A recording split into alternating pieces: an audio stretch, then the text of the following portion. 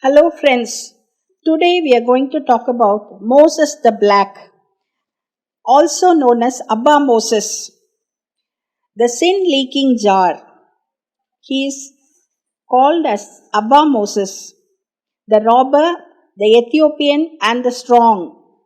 He was an ascetic monk and priest in Egypt in the 4th century AD and a notable desert father.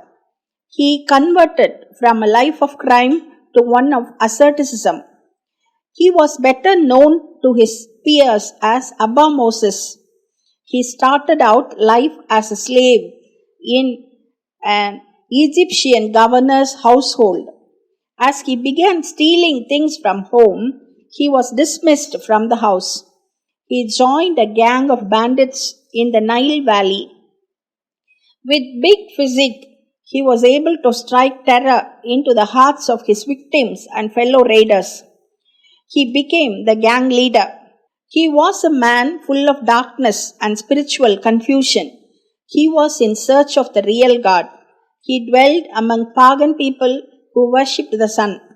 He talked to the sun, "O sun, if you are indeed God, let me know." But he greatly desired to set them aside. He was in constant search of perhaps something fulfilling in his life.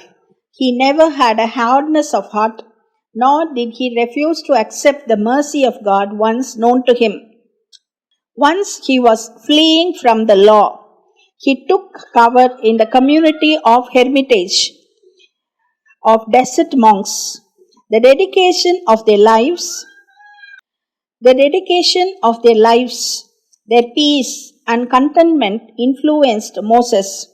He was enrolled in a monastery of Petra in the desert of Crete.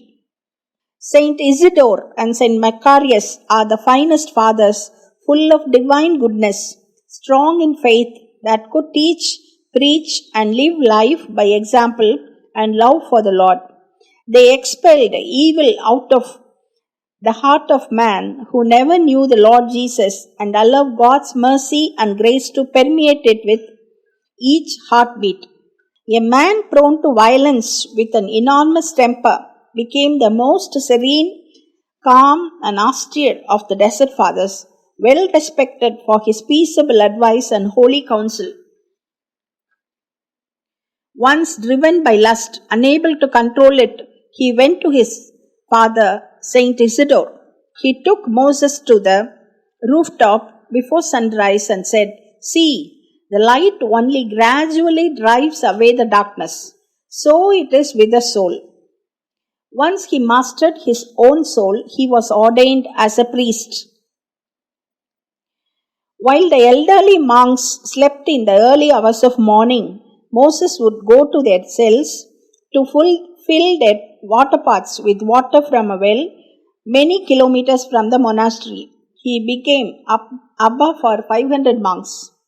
When a brother committed a fault, Moses was invited to a meeting to discuss the punishment. Moses refused to attend. He took a leaking jug filled with water and carried it on his shoulder. When he arrived at the meeting place, he replied, "My sins run out behind me and I do not see them. But today I am coming to judge the errors of another." On hearing this, the assembled brothers forgave the erring monk. During a raid by Berbers against many of the desert monasteries and hermitages in the early 5th century, Moses and 7 other monks were slaughtered in 405. Moses was then 75 years old. Such a man, well versed in physical violence and self-defense, he could set up defenses at his monastery to ward off the invading Berbers. But he said, "All that take the sword shall perish with the sword." So, from the life of Moses, we learn that with every opportunity to retaliate, there is an opportunity to bear witness that our victory is already won. Our victory is at hand. Blessed are the peacemakers. Thank you.